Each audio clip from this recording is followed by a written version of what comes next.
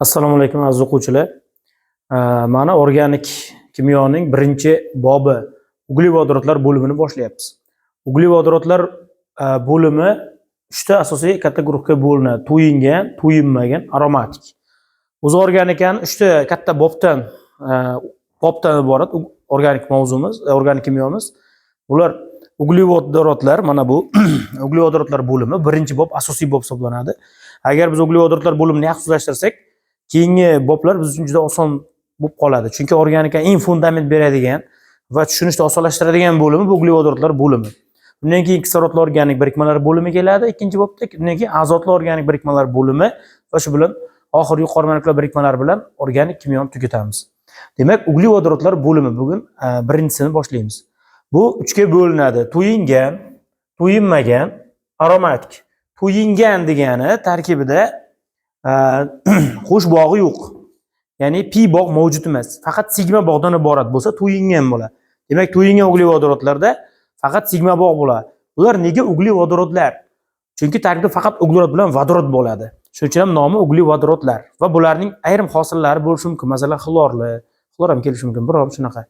Lekin asosan uglerod vodoroddan iborat birikmalar. Shuning uchun bular umumiy nom bilan uglevodorodlar. Mana shu sinflar hammasi uglevodorodlar.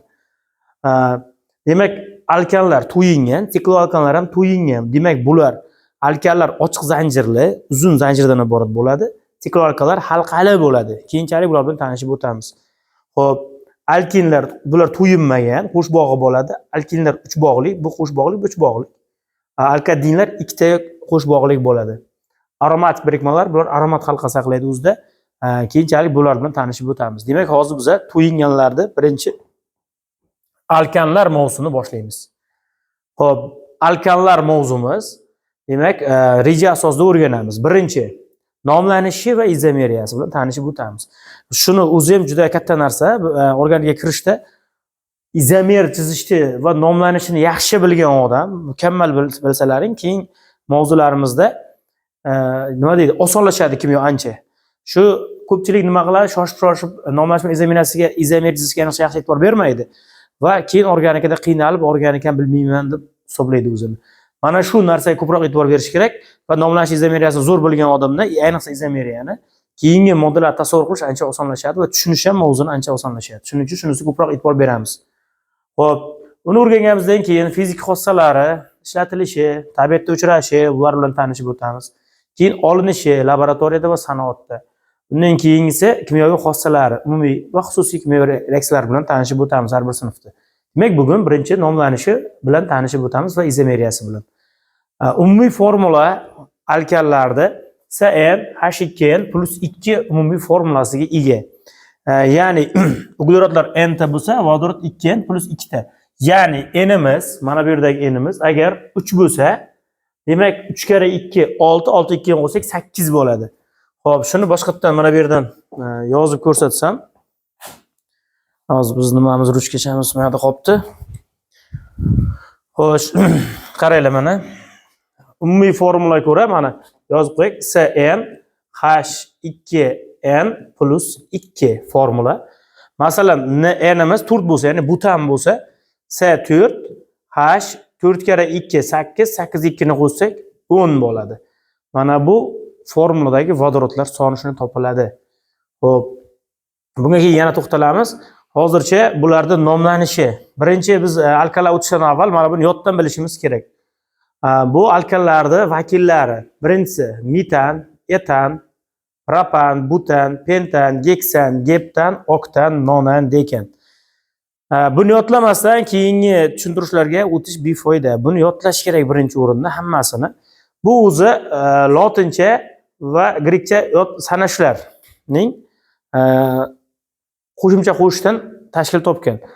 Oxiriga an qo'shimchasi qo'shiladi alkanlarga. Mana bu an qo'shimchasi alkanlarga xos, to'yinganlarga xos. Sikloalkanlarda ham ishlatiladi. Demak, mana shu an qo'shimchasi sababli ular to'yingan ekanligini bilamiz. Demak, mana sariq rang bilan belgilab qo'ying. Mana an qo'shimchasi.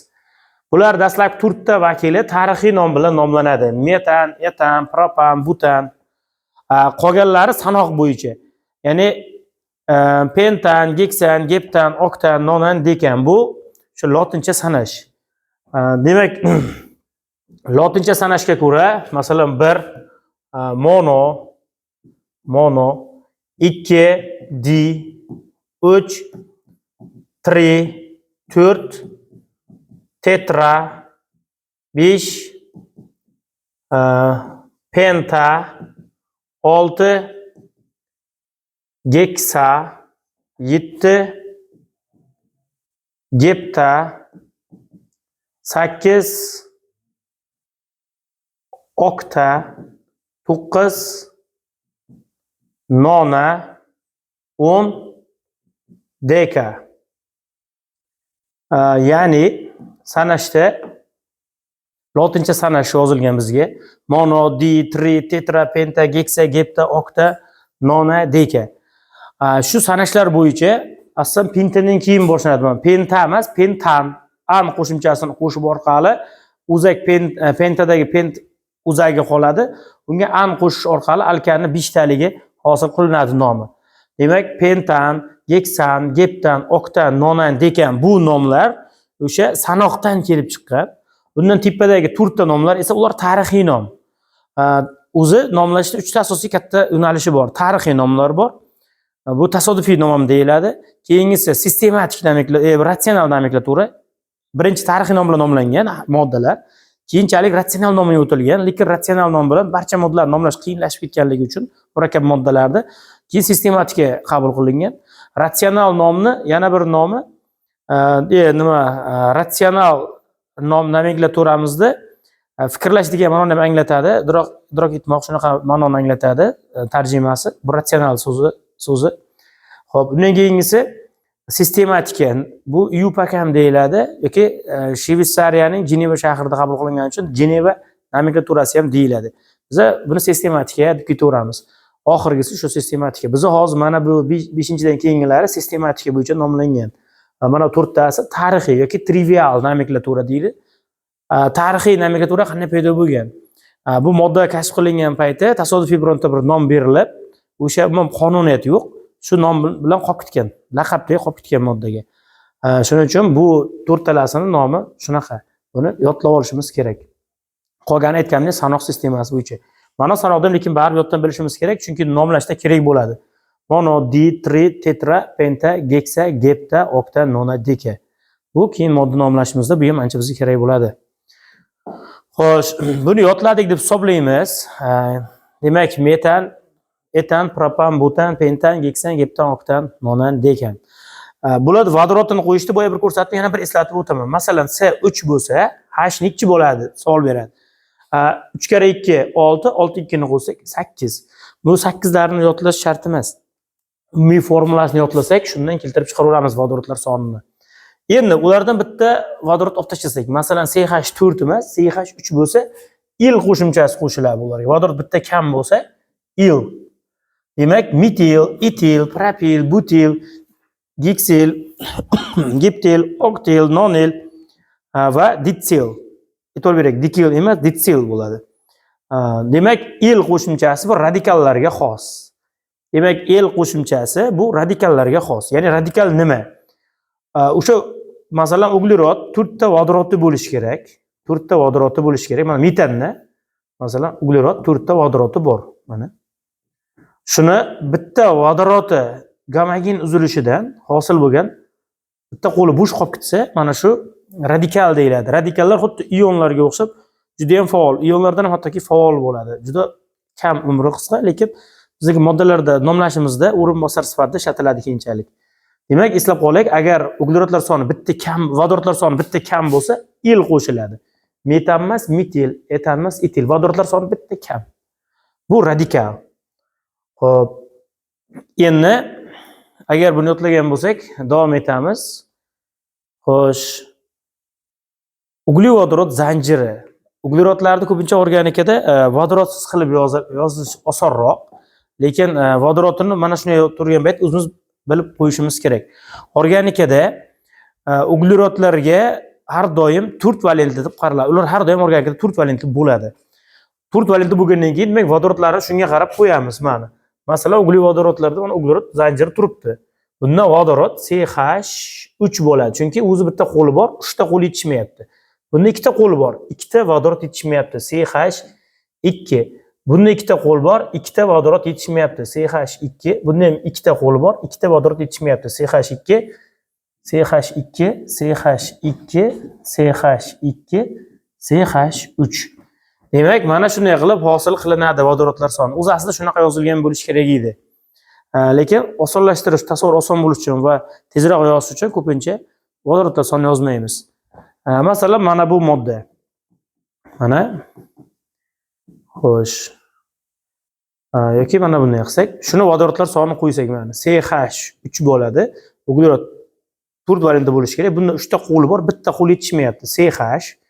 Bunda bitta qo'l bor, 3 ta qo'li bekor qolib ketyapti. 4 valentli bo'lishi kerak. Ular 4 bo'lishi bunga 3 kerak. CH3. Mana bu uglerod 4 ta qo'li bor. Mana 4 valentli. Bunga vodorod qo'ymaymiz. Mana bu uglerodda bitta qo'li bor, 3 ta qo'li yo'q. Demak, CH3. 3 ta vodorod qo'yamiz. O'sha yo'q qo'llar o'rniga vodorod qo'yib chiqamiz. Bu ham CH3, CH2, CH3. Demak, vodorodlar soni mana shunday qo'yiladi. Ya'ni uglerod 4 valentli bo'lishi kerak. Unga nechtadir vodorod yetishmay qolsa, ya'ni 4 valentli bo'lish uchun nechtadir qo'l yetishmasa, o'shancha miqdorda vodorod qo'shib chiqishimiz zarur. Mana shunday qilib yoziladi. Mana uglevodorod zanjirida alkanlarda yozish. Endi alkanlarda uglevodorod zanjirida yana yozishdan bir ikkita mashq qilsak. Hop, bizga buni shart emas edi. Mana birda bu yerda nomlanishini va empirik formulasini keltirib so'rabdi. Biz birinchi modda yozishdan bir ozgina mashq qilib olsak, keyin bunga o'tsak bo'ladi. Xo'sh, bunga ko'ra mana bu zanjirimiz mana buni yo'q qilib qo'ysak bo'lar ekan. Hozir 1 minut. Xo'sh. Doska o'zidan foydalanib, bitta modda yozib birinchi osonroqlardan boshlaymiz, keyin slayd bo'yicha davom etamiz yana. Demak, nomlanishi. Buning uchun biz organika moddani yozishda bilishimiz kerak. Uglerod 4 valentliligini saqlagan holatda, uni 5 valentli qilib yubormasdan xohlagan zanjir chizishimiz mumkin. Organikada o'sha modda bor deb qaraladi. Xo'sh. Demak, mana shu modda xohlagan joyga, masalan, mana metal qo'ysak, mana bu yerga uglerod zanjirida mana uglerod qo'yib chiqdik. Endi birinchi vodorodlarni qo'yib olamiz. Vodorod bu yerda mana bunday qilaylik mana. Mana endi osonroqdan boshlaylik. CH3, CH, CH. Nega CH yozdim? Chunki 3 ta qo'li bor edi. Bunga bitta qo'li bor, 3 ta vodorod kerak. CH3. Bunda 3 ta qo'li bor, bitta vodorod kerak. Bunda bitta qo'li bor, 3 ta vodorod kerak. CH3, CH2, CH3. Mana moddani yozdik. Endi buni nomlang deydi. Buni nomlashdan avval raqamlab chiqishimiz kerak. Xo'p, raqamlab chiqsak, masalan 1, 2, 3, 4, 5. Xo'p, raqamlash bu tomondan ketadimi yoki undan chapga qarabmi? Buni qanday aniqlab olamiz? Buning uchun 2, 3 ga yaqin bo'lgan o'rinbosar topamiz. O'rinbosar nima? Asosiy zanjirga ulanganlar o'rinbosar bo'ladi. Mana bitta o'rinbosarimiz, mana yana bitta o'rinbosarimiz. Ikkita o'rinbosari bor buni. Ikkalasi ham metil CH3, ya'ni bitta ugleroddan iborat. Metil o'rinbosarlarimiz. Endi biz bu moddani raqamlab chiqishda bu tomondan sanasak 1, 2, 3-chi uglerodda o'rinbosar bor. Bu tomondan sanasak 1, 2-chi uglerodda o'rinbosar bor. Demak, qaysi tomonga o'rinbosar yaqin? Bu tomondan yaqinmi, bu tomondan yaqinmi? Demak, o'rinbosar chap tomondan yaqinman. Ikkinchisida turibdi. Raqamlab chiqsak 1, 2, 3, 4, 5. Demak, ikkinchi uglerodda o'rinbosar. Agar bu tomondan raqamlasak, boshqa rangni tanlaylik mana. Masalan, qizil. 1, 2, 3, 4, 5. Demak, bu tomondan sanasak, 3-uglerodda o'rinbosar turibdi mana. Bu tomondan sanasak, 2-uglerodda o'rinbosar turibdi. Demak, qaysi tomon, qaysi uchga o'rinbosar yaqin joylashgan bo'lsa, o'sha tomondan raqamlash to'g'ri hisoblanadi. Demak, mana bu tomonimizdan raqamlashimiz to'g'ri hozir bu yerda, chunki bu yerda 2-uglerodda metil turibdi, bu yerda 3-da turibdi. Shuning uchun qizil raqamlarni o'chirib qo'ysak, tashlasak ham bo'ladi. Chunki bular noto'g'ri. Raqamlash bo'ldi bizda hozir. Xo'p, demak, mana tepadagi raqamlashimiz to'g'ri deb qaraladi. Shu bo'yicha moddani nomlaymiz.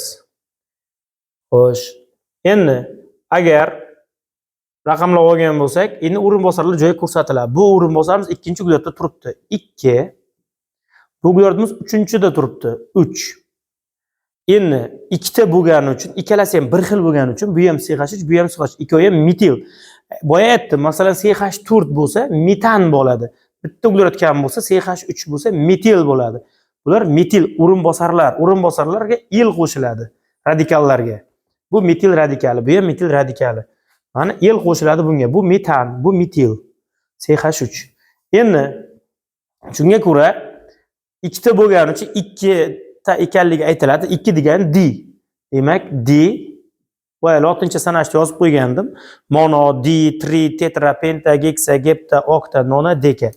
O'shandan D 2 ta bo'lgani uchun endi asosiy zanjirda 1, 2, 3, 4, 5 ta uglad borligi uchun pentan deyiladi. Pentan. Mana. Demak, 2, 3 dimetil, metilni yozmabmiz-ku.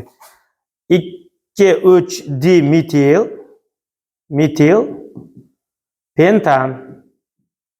Pentan. Xo'p, ikkinchi bilan 3-uglerodimizda metili bor. 2, 3 di degandan keyin radikal nomi aytiladi. Metil radikallar. Bu ham metil, bu ham metil. Shuning uchun ham dimetil, ya'ni 2 ta metil. 2, 3 2 ta metil, pentan. Ya'ni 2, 3 dimetil, pentan. Mana shunday nomlanadi. Yana bitta mashq ko'ramiz. Masalan,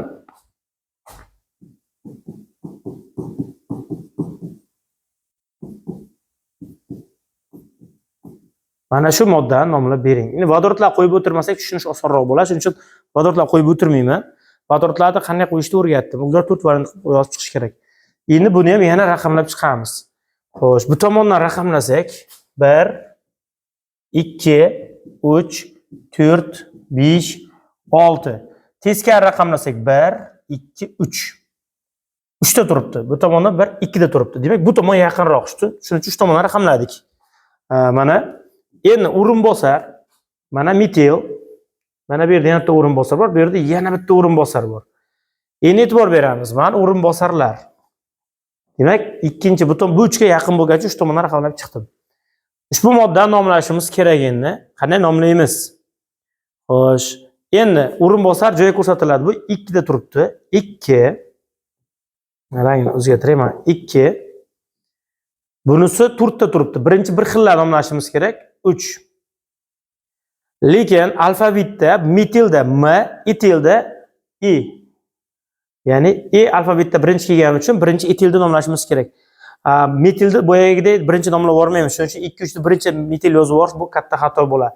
Biz birinchi etilni ko'rsatishimiz kerak. Etil 3-da turibdi. Shuning uchun ham 3 etil. Etil. Chunki etanni radikal. Mana bu ular 2 ta bo'lsa etil bo'ladi. 3 ta bo'lsa propel bo'ladi. 4 ta bo'lsa butil bo'ladi. Bitta bo'lsa metil bo'ladi. Bizda hozir 2 talik etil, M dan birinchi kelgani uchun birinchi alfavitga birinchida turgan nomi alfavitda oldinda turgan, harfi oldinda turgan bo'lsa, alfavitda o'sha nomidagi bosh harfi o'sha birinchi nomlanadi. Masalan, M dan nisbatan E alfavitda oldinda turadi. Lotin alfavitida. Shuning uchun ham E birinchi nomlanadi. 3 etil. Endi metillar nomlaymiz. Lekin raqamlash metil tomonidan. Raqamladik mana metildan. 2, 4 ta. 2, 4 di metil. Nega dimetil? 2 ta bo'lgani uchun di deyapman. Dimetil. 6 ta olsa geksan. Geksan. Demak, 3 etil, 2, 4 dimetil, geksan. 3 etil, 2, 4 dimetil, geksan. Nomi shunday bo'ldi. Yana bitta nomlab ko'ramiz. Osonroqda yana bitta bir. Masalan, mana shu moddani nomlashimiz kerak bo'lsa. Shu moddani nomlang. Xo'p, qanday nomlaymiz? Birinchi raqamlab chiqamiz. 1. Mana bu tomondan raqamlab ko'ramiz. Birinchi 1, 2, 3, 4, 5, 6. Endi teskari bu tomondan raqamlaymiz. 1, 2, 3, 4, 5, 6. Demak, bu tomondan raqamlasak, uchinchisida o'rin bosar turibdi. Mana metil o'rin bosarimiz uchinchida turibdi. Mana bitta o'rin bosar bor. Uchinchi uglada turibdi. Bu tomondan sanasak, to'rtinchi uglada turibdi. Demak, biz bu tomondan raqamlaganimiz to'g'ri bo'ladi. Tepadagi raqamlashimiz noto'g'ri. Mana raqamlab oldim. Endi nomla desa, uchinchida metil turibdi. 3 metil общий uglada son 6 ta bo'lgani uchun geksan. Geksan. Demak, uchinchida metil bor, 3 metil, geksan. Ya'ni 6 uglerod bor. Geksan. Asli zanjirda. Uchinchida metil turibdi. Bu metil. Bittalik bo'lsa metil bo'ladi. Yana bitta keyin davomiga o'tamiz. Demak, nomlab ko'ramiz. 1 2 3 4 5 6 bo'lsin. Metil, masalan, bunisida etil bo'lsin. Mana bu qanday nomlaymiz? Xo'sh, endi buni ham birinchi raqamlab chiqishimiz kerak. Ikki tomondan raqamlab ko'ramiz. Bu tomondan 1 2 3 4 5 6. Teskari tomondan raqamlaymiz yana. 1 2 3 4 5 6. E'tibor bersak, mana raqamlab chiqdik. Bu tomondan 3 ta turibdi o'rin bosar. Mana o'rin bosarlar belgilab olaydi. Mana bitta o'rin bosarimiz, mana yana bitta o'rin bosarimiz. Bu tomondan 3-uglada turibdi. Bu tomondan sanaganimizda ham 3-uglada turibdi. Ikkovida uzoqlik bir xil mana. 3-uglada o'rin bosar turibdi. 3-uglada o'rin bosar turibdi. Agar mana shunday kelib qolsa, qaysi tomondan raqamlash to'g'ri bo'ladi? Mana muammo bizga. Bunday vaqtda kichik o'rin bosar tomonidan raqamlash to'g'ri deb qaraladi. Ya'ni to'g'ri hisoblanadi. Ya'ni kichik o'rin bosarimiz bu yerda metil bo'lyapti. Mana shu metil tomonidan raqamlash bu yerda to'g'ri bo'ladi. Demak, tepadagini qoldiramiz. Agar yana aytibman, bitta katta, bitta o'rin bosar to'g'ri kelib qolsa va ular uzoqligi bir xil bo'lsa, kichik o'rin bosar tomonidan raqamlanadi. Mana bu raqamlashimiz to'g'ri. Endi nomlaymiz. Demak, birinchi alfavitda i birinchi kelgani uchun etandan boshlaymiz. Demak, 4-da turibdi. 4 etil, radikallarga il qo'shiladi. Etil, 3 metil, 3 metil, 6 ta uglerod borligi uchun geksan. Geksan. Ya'ni oxirida asosiy zanjir aytiladi. 6 ta bo'lgani uchun geksan. Demak, 4 etil, 3 metil, geksan. Mana moddamizni nomladik. Yana davom etamiz nomlashda. Xo'sh, 1 2 3 4 5. Mana misol uchun uglard qo'ysak, 2 ta.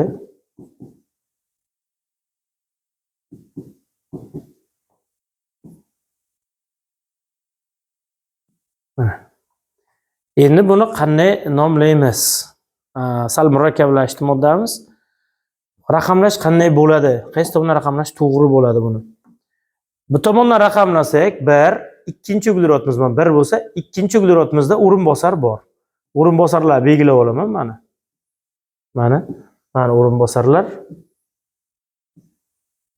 Mana. Xo'sh, e'tibor bersak, bu tomonda ikkinchi uglerodimizda o'rin bosar bor. Bu tomondan ham 1 ikkinchi uglerodimizda o'rin bosar bor. Ikkovida ham ikkinchi uglerodimizda o'rin bosar bor va o'rin bosarlarda kattaligi ham bir xil. Bu ham metil, bular ham metil. Lekin bu yerda ikkita metil bor. Agar shunday jarayon kelib qolsa, metillar ko'p tomondan raqamlash to'g'ri bo'ladi. Bu yerda bitta metil bor, bu yerda ikkita metil bor. Demak, bu tomondan raqamlash to'g'ri. Ya'ni ikkita metil bor tomondan raqamlash to'g'ri bo'ladi deb aytdi. Demak, biz metillar ko'p tomondan raqamlaymiz. Mana. Xo'p, bu tomondan raqamlab chiqamiz. 1 2 3 4 5 mana 6 mana 7. Endi moddani nomlashni boshladim. Birinchi alfavitda i kelgani uchun etillardan boshlaymiz. Bu 4-da turibdi. 4. Bu 5-da turibdi. 5. D etil. Ya'ni 4 bilan 5 ta etil turibdi. 4 5 D etil. Endi alfavitda m'lardan metil endi. Demak, metillar joyi 2. Mana buni 2 da turibdi. Mana bu ham 2 da turibdi. Bu uchun bitta 2. Xo'sh, Endi bu 3-da turibdi 3. Bunisi 6-da turibdi 6. 4 ta bo'lgani uchun tetra deyiladi. Tetra 4 ta degani. Tetrametil sig'may qoldi. Tetrametil asosiy zanjir 7 ta bo'lgani uchun nomi geptan bo'ladi. Geptan. Demak, asosiy zanjir oxirida aytiladi, geptan. Yana qaytaraman. Bizda bo'ldi bu yerda 4 5 D-etil, 2 ta etil, 2 2 3 6 tetrametil geptan. Mana moddamizni tayyor qildik. Nomladik. Ana endi galagenli kelib qolsa qanday qilamiz? Masalan 1 2 3 4 5 6 7. Mana bu yerda uglerod masalan bitta uglerod qilish tomonidan tushunarli bo'lsin. Mana bu yerda xlor turibdi. Raqamlash qanday bo'ladi? Bunday vaqtda galagen tomonidan, yaqin tomondan raqamlanadi. Galagen 2 turibdi, bu yerda 2 turibdi. Bunday vaqt galagen tomonidan raqamlanadi. 1 2 3 4 5 6 7. Demak, o'rinbosarlarimiz mana galagen mana. Demak, galagen tomonidan raqamladik, lekin nomlash alfavit bo'yicha ketaveradi. Bunga ko'ra, birinchi metil, M birinchi kelgani uchun 6 metil 2 xlor geptan. Demak, 6 metil 2 xlor geptan. Moddamiz nom shunday nomlanadi. Endi slayd bo'yicha davom etamiz. Slaydimiz bo'yicha davom etsak bo'ladi endi. Demak, bizga aytayapti. Quyidagi moddani empirik formulasini va sistematik nomini ayting. Xo'p, yozing deyapti. Demak, mana javoblarimiz berilgan. O'zingiz mustaqil javoblariga qarab nomlab ko'rib tekshirib ko'ring. Videoni to'xtatib, keyin biz nomlaganimizda tekshirib ko'rasiz, to'g'ri yozibmizmi. Ana endi men tushuntirishni boshlayman buni. Demak, bizda B javobimiz to'g'ri. 3 4 trimetil geksan bo'ladi nomi. Endi raqamlab chiqamiz moddani. Birinchi empirik formulasi mana bunaqa. Nimaga bunaqa qilib yozdim? Birinchi vodorodlarni qo'yib chiqishimiz kerak bo'ladi buni. Birinchi raqamlar, bir nomni bilib olaylik-da. Mana nomlash uchun bu tomondan raqamlab chiqyapmiz. Nega? 1 2 3-da turibdi metilimiz. Bu tomondan 1 2 3-da turibdi. Lekin ikkita metil borligi uchun, bu yerda bitta metil borligi uchun bu tomondan raqamlaganimiz to'g'ri hisoblanadi. Demak, bunga ko'ra endi vodorodlarni yozib chiqdim. Vodorodlar yozishda boya bir ko'rsatgan edim. Bu bitta qo'li bor, 3 ta qo'li bo'sh. Shuning uchun bunga 3 ta vodorod, bunga 2 ta siqashman. Uglerodlarda hammasini 4 valentda qilib chiqdim. Endi moddani nomlasak, o'rinbosarlariga ko'ra men nomni qanday kelib chiqqanligini yana bir marta ko'rsatib o'taman. Raqamlashni yozib chiqdik. Endi o'rinbosar mana o'rinbosarlarimiz. Demak, buning uchun 3, buning uchun ham 3, buning uchun 4. 3 3 4 3. 3 ta degani 3 metil geksan. Ya'ni 6 ta. Xo'p, ana endi empirik formulasi. Bu yerda empirik formulasi eng qisqasi hisoblanishi kerak. Baribir bu o'zi qisqarmaydigan modda ekan. Demak, nima bo'lyapti?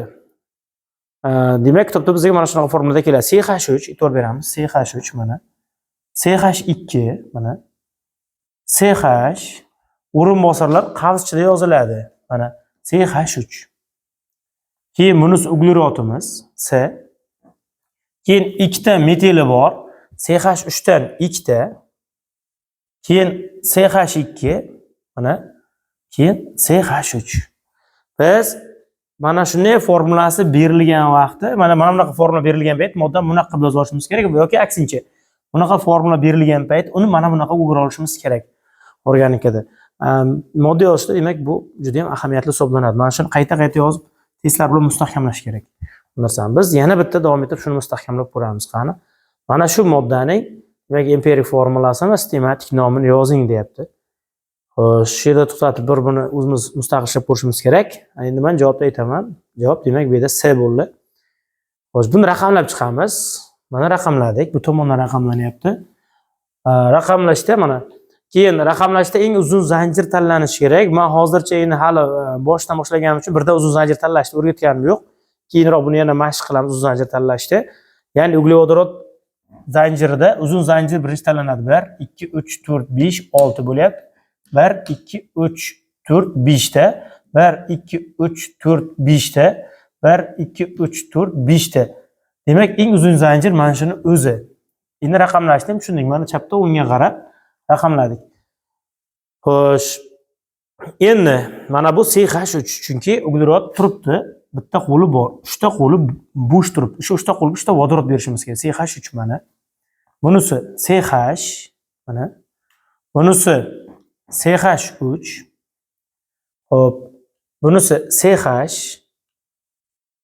Mana bularda etil radikal alohida CH2, CH3 bo'lsa, ikkovini qisqartirib S2 H5 deb yozsak bo'ladi qavschida. O'rinbosarlar qavschida yoziladi. Keyin uglerod mana e'tibor beramiz. Ikkita metil CH3 dan ikkita. Bular qavschida ikkita o'rinbosarlar yoziladi. Mana yozdik. Keyin CH2 mana va CH3 mana. Mana moddani empirik qisqartirma formulasi. Nomlashingni buni nomlaganimizda qanday bo'ladi? O'rinbosar metil, metil, metil va bu yerda etil o'rinbosari ham mavjud. Mana. Xo'sh. Endi nomlasak, bu yerda 3 etil raqamlab kelganimizda 3-sida etil bor, 3 etil. 2 4 trimetil geksan, ya'ni 6 ta asosiy zanjirda uglerod bor. Geksan bo'ladi nomi. Mana shunday. Xo'sh, davom etamiz. Yana mashq qilamiz. Qani, demak mana raqamlash mana bu tomondan bo'lyapti. Murakkabroq modda berdim. Propillisi ham bor ekan bu yerda. Xo'sh, endi nomi bu yerda o'tkazolmaylik. Nomi birinchi etil aytiladi. 4 etil, mana 4 etil. 2 2 4 5 6 2 2 4 5 6 pentametil, 5 propil, mana 3 taligi propil deyiladi. 3 ta uglerod bo'lsa propil. 3 ta uglerod bor bo'lgan alkan propan deyilardi. Radikali propil. Demak 5 propil, 8 ta uglerod bo'lgani uchun oktan bo'ldi nomi. Xo'p, davom etamiz endi. Empirik formulasini yozing, sistematik nomini ko'rsating. Bu ham mustaqil mashq qilish uchun mana raqamlash. Demak, nomi birinchi etil, bu yerda 3 etil, mana 3 etil. Xo'p, 2 2 3, mana 3 ta metil bor. Keyin 4 5 pentametil geksan, ya'ni asosiy zanjirda 6 ta uglerod bor, geksan. Endi teskari berilyapti bizga. Ya'ni moddaning empirik formulasi berilsa, buni ochib chiqishni mashq qilishimiz kerak. Xo'p, mana bunday ochiladi. E'tibor beramiz mana CH3, C uglerod, qavsida metili bor, bu o'rinbosar degani. Buni qavsida xlori bor, mana xlor. Keyin CH, metilchasi bor, mana metil. Keyin uglerod, mana uglerod. Bitta qo'lda metil CH3, bitta qo'lda etil CH5, mana etil 2 talik turibdi. Keyin CH2 C deymizda ikkita metili bor. Mana bitta, ikkita metil. Bittasini asosiy zanjir qilib yozishimiz kerak. Birovlar shuni tepaga qilib yozib qo'yadi. Yo'q, asosiy zanjir bo'lib turishi kerak bittasi. Ikkita metili bor mana. Mana shu moddani ochib chiqdik hozir. Modda ochib chiqolish juda muhim. Chunki kitoblarda, asosan testlarimizda modda mana bunaqa shaklda beriladi-da. Lekin biz masallashlashda yoki shunaqa bir reaksiyalar amalga oshirayotganimizda uni mana bunaqa holatda yozib olishimiz kerak. Vodorodsiz yozish fikrlashni osonlashtiradi. Vodorod ham yozsak vaqtimiz ko'p ketishi mumkin. Keyin mana bu joylar tiqilinch bo'lib qolib, o'zimizni ham qiynashimiz mumkin. Shuning uchun shunaqa yozish tavsiya etaman. Ko'p reaksiyalarda shunaqa yozish yaxshiroq. Raqamlash, mana bu tomondan raqamlasak, bu eng katta xato bo'ladi. Shuning uchun nega katta xato bo'ldi? Bu tomonda metil 2 da turibdi, bu yoqda ham metil 2 da turibdi. Lekin bu yerda xlor ham bor. Men bu yerda aytdim, xlor bor tomondan raqamlanadi. Demak, xlor bor tomondan raqamlanadi. Xlor yaqin tomondan. Bu tomonga yaqin. Yaqin bo'lmagan taqdirda ham bu yerda ikkita o'rinbosar bor edi. Chunki ikkita ko'p o'rinbosar bo'lgan tomondan raqamlanadi. Uzun zanjir ham tanlanadi. Buni yaxshi tomlash tushunganimizdan keyin uzun zanjir tanlashda keyin tushuntiraman. Birdaniga uzun zanjir tanlash ko'pchilik uchun yo'ldan boshlaganlar uchun qiyin hisoblanadi. Shuning uchun birinchi marta nomlashni o'rgatib olyapman. Keyin uzun zanjir tanlashni o'rgataman. Hozircha biz uzun zanjir bilan ko'rsatyapmiz o'zi.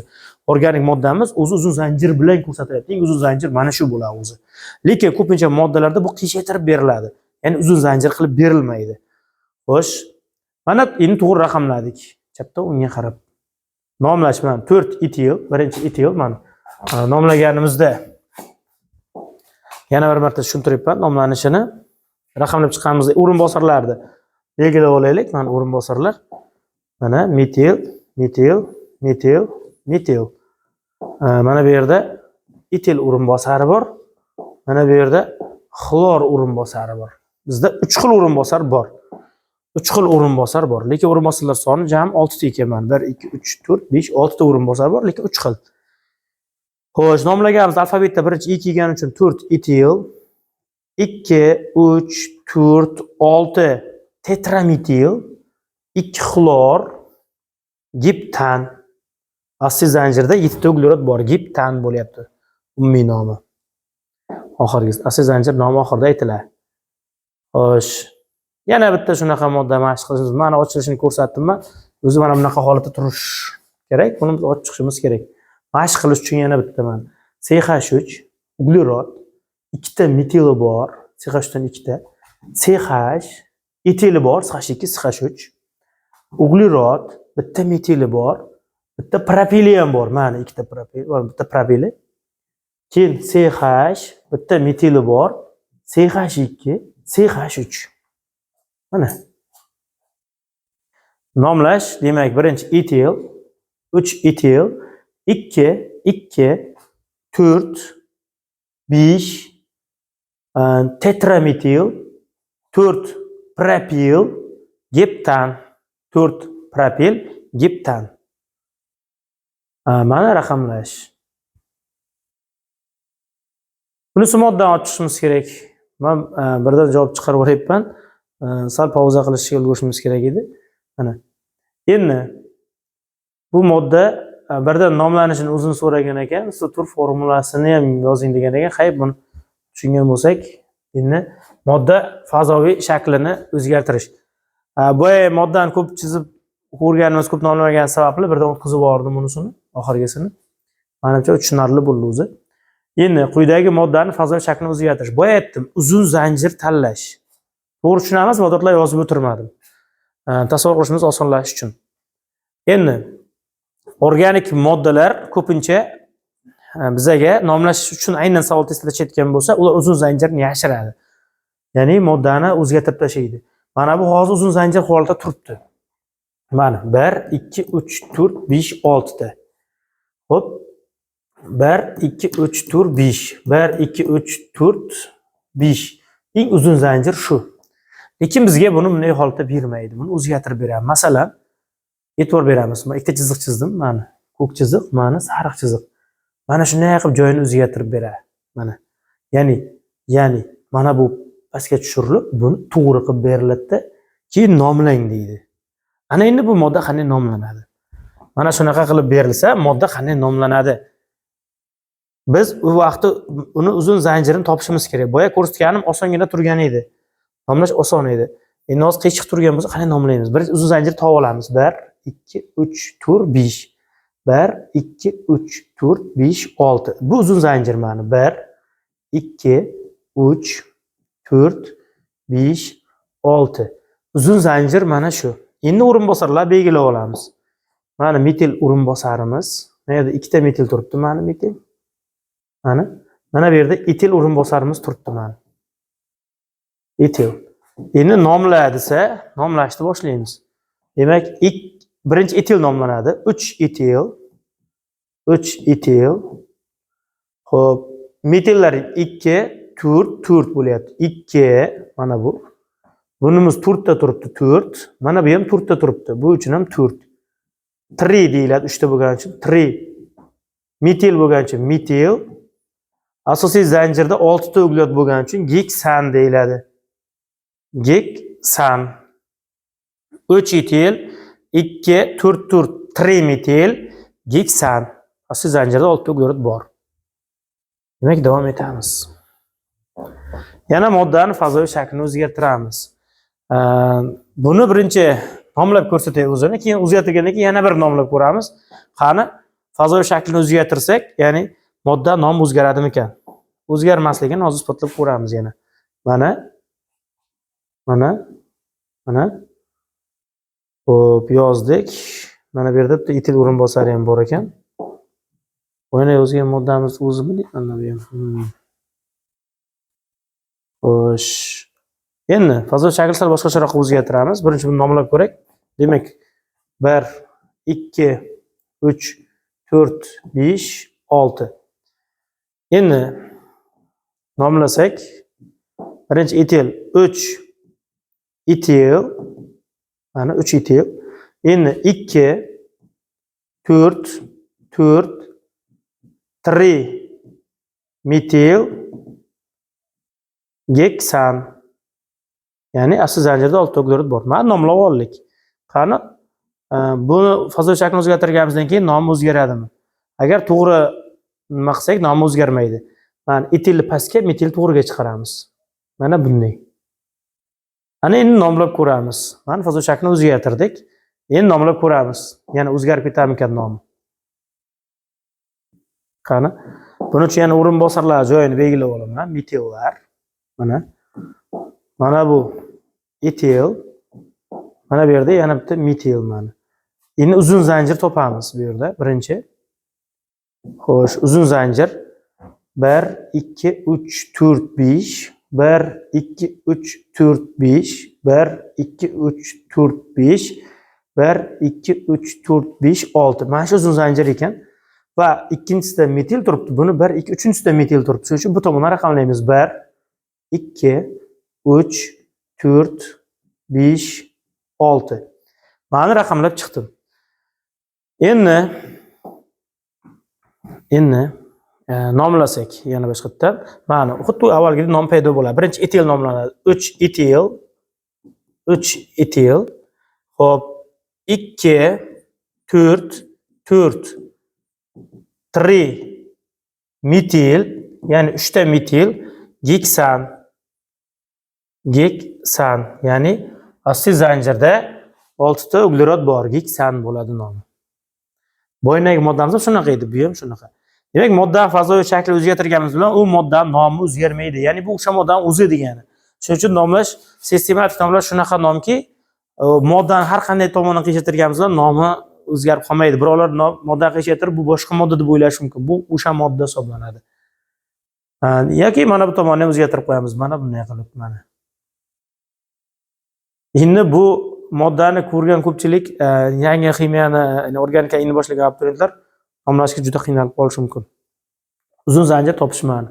Endi bu yerda muammo bor. Uzun zanjir ikkita bo'lib qoldi bu yerda, mana qarang. 1 2 3 4 5 6 1 2 3 4 5 keyin mana buni 1 2 3 4 5 6 e'tibor bergan bo'lsak, uzun zanjir mana bunaqa bo'lib qoldi. Va mana bu ikkovi uzunligi bir xil bo'lib qoldi. Qaytaraman. 1 2 3 4 5 6 1 2 3 4 5 6. Ikkalasi uzunligi bir xil bo'lib qolsa, ko'proq tarmoqlangan zanjir asosiy zanjir hisoblanadi. Biz aytishimiz mumkin-da, boyni o'zgartirganimizdagi asosiy zanjir endi o'zgarib ketdimi? Yo'q, asosiy zanjir o'zgarmadi. Chunki mana bu o'q ko'proq tarmoqlangan, e'tibor bersak. Shuning uchun ham shu asosiy zanjir bo'lyapti mana. Mana bu o'q esa uncha tarmog'i kamroq mana. Mana bu o'q tarmog'i kam. E'tibor beraylik tamam. Bu uncha tarmoqlanmagan. Bu tarmoqlangan. Mana bu yerda metili bor. Bu yerda metili yo'q. Mana. Demak, ko'proq tarmoqlangan bo'lsa, o'sha asosiy zanjir bo'ladi. Ko'p tarmoqlanmagan bo'lsa, u asosiy zanjir hisoblanmaydi. Demak, davom etamiz. Xo'p, mana bu masalan modda berilyapti. O'rinbosarlar joyi. Bunisini tepaga, bunisini pastga, bunisini to'g'riga. O'zimiz uchun qani chetni pauza qilib turib, shuni bir yozib ko'raylik, to'g'ri chiqadimi ekan oxirida. Endi men ko'rsataman nima bo'lganini. Mana buni tepaga oldik. Mana tepadagini pastga oldik. Pastdagini to'g'riga oldik. Mana. Biz bironta mashq qilib ko'rak, bironta modda yozaydi, shuni har xilcha qiyshaytirib ko'rishimiz kerak. Chunki reaksiyalarda moddani har xilcha qiyshaytirishga majbur bo'lamiz. Chunki kitobda berilgan, mana bunaqa berilgan bo'lsa yoki mana bunaqa yozilgan bo'lsa, biz uni qiyshitirishimizga to'g'ri keladi. Har xilcha qilib. Yoki mana bu modda berilyapman. To'g'ri uzun tursa, mana bu zanjir shu moddani teskari yozishga to'g'ri kelib qoladi yoki yuqoridan pastga yozishga to'g'ri kelib qoladi ba'zida mana. Shu paytda biz moddani mana bunaqa qilib yoza olishimiz kerak. O'zimiz uchun mustaqil buni ham tekshirib ko'ramiz. Pauza qilib, modda turgan payti. Mana yana bitta bizga misol. Shu yerda pauza qilib moddani yo hali mana buni turgan moddani qani mana bunday qilib yuqoridan pastga qaratib mustaqil yozib ko'ramiz. Pauza qilamiz va mustaqil yozib ko'ramiz va tekshirib ko'ramiz. Qanchalik to'g'ri yozibmiz. Mana aylantirdim. Mana. Agar siz yozgan modda ham xuddi shunaqa chiqqan bo'lsa, demak tushunibsiz. Har doim moddani qarab ko'ra bilishimiz kerak. Ko'pincha examen chizadiganlar shuni farqlanmaydi. Ya'ni moddani turgan modda bilan bunaqa turgan modda qora bilan qora ko'rinmayapti. Mana bunaqa turibdi modda, mana bunaqa turibdi. Xuddi shuni yangi modda deb o'ylaydi va uni ham izomerlar soniga qo'shib yuboradi. Ana shunaqa qilmaslik uchun biz moddani har xilcha qayta aylantirishlarni bilishimiz kerak. Masalan, mana shu modda. Bu tomonga qarab turib, chap tomonga qarab, shu teskari aylantirib olsak, mana bunday qilib. Mustaqil bajarib ko'ramiz buni ham. Pauza qilib shu yerda videoni. Endi men o'giraman mana, ketdi. Mana. Lekin itil bilan metil joyi, va itilning tepada sizda bo'lishi kerak, bizda pastda bo'lib qolib, bu ahamiyati yo'q. Mana muhimi mana bu uch bu tomonda, bunisi uch bu tomonda. Mana bu pastda, tepada turgani hech narsani hal qilmaydi. Etilni xohlasak tepaga, metilni pastga olib qo'yaylik. Bu ham yangi modda degani emas, bu ham shu modda hisoblanaveradi. Demak, endi organikada biz hozir juda ham oddiy nomlashlarni, ya'ni sistematik nomlashni o'rgandik. Agar shuni bilgan bo'lsangiz, siz sistematik nomlashni tushungansiz. Lekin murakkabroq radikallarimiz ham bor. Uni ham bilishimiz kerak. Bular propil radikal, eng ko'p keladigan asosiy radikallar bilan tanishtirib o'taman o'tda bilan. Bunisi izopropil radikali. Ya'ni propil radikali ana shu uchtalik mana bu joyi bilan asosiy zanjirga ulanadi. Izopropil radikali esa o'rtasi bilan borib ulanadi. Aytgancha, bundan oldin bir narsani aytib o'tmoqman. Mana bu moddamizda uglerodlarda birlamchi, ikkilamchi, uchlamchi turlari bor. Qanday bo'ladi? To'rtlamchi uglерод bo'lishi mumkin. Agar uglerod bitta uglerod bilan ulangan bo'lsa, birlamchi uglerod bo'ladi. Agar uglerod ikkita uglerod bilan ulangan bo'lsa, ikkilamchi uglerod hisoblanadi. Agar uglerod uchta bilan ulangan bo'lsa, uchta uglerod bilan ulangan bo'lsa, uchlamchi. Agar uglerod to'rtta uglerod bilan ulangan bo'lsa, to'rtlamchi uglerod bo'ladi. Mana bu uglerod birlamchi uglerod, bitta uglerod bilan ulangan. Bu ham birlamchi, bu ham birlamchi. Lekin mana bu uglerod to'rtlamchi. Chunki to'rtta uglerod bilan ulangan. Mana bu uglerod ikkilamchi uglerod, ikkita tomon bilan uglerod bilan ulangan. Bu uglerod esa to'rtlamchi, to'rtta tomon bilan uglerod bilan ulangan. Bu birlamchi uglerod, bitta uglerod bilan ulangan. Mana bu uglerod nechilamchi? Bu ikkilamchi. Chunki ikkita tomon bilan uglerod bilan ulangan. Mana ikkilamchi uglerod bo'ladi. Xo'p, bu uglerod birlamchi, chunki bitta uglerod bilan ulangan.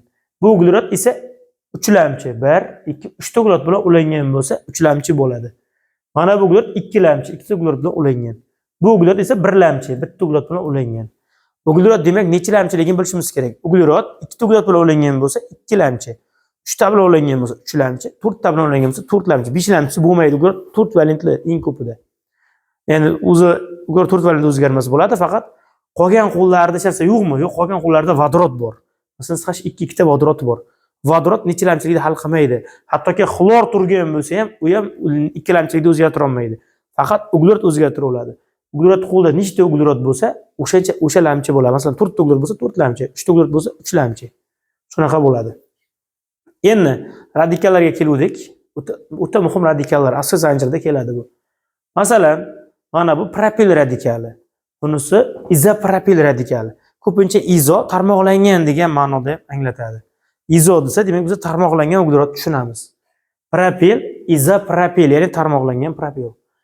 Xo'p, o'rtasi bilan ikkilamchi yoki ikkilamchi propil desak ham to'g'ri bo'ladi. Izopropil yoki ikkilamchi propil. Chunki ikkilamchi uglerod bilan radikal chiqargan. Mana uglerod ikkilamchi uglerod. Shundan radikal bor. Mana shu yer bilan ulanadi. Butanniki butil radikali. Mana bunisi ikkilamchi butil radikali. Xo'p, bunisi izobutil radikali. Qaranglar, e'tibor beramiz. Bu butil, bu ikkilamchi butil, bunisi izobutil. Izobutil tarmoqlangan bo'ladi, izobutil. Xo'p, bunisi uchlamchi butil radikali. Uchlamchi butil ham tarmoqlangan bo'ladi mana. Endi mana bu radikal uchlamchi butilda tarmoqlangan bo'ladi. Uchlamchisida uglerod chiqqan bo'ladi mana bu yerda. Izobutilda birlamchidan radikal chiqqan bo'ladi. Izo va uchlamchi butil tarmoqlangan ikkalasi ham. Mana tarmoqlangan.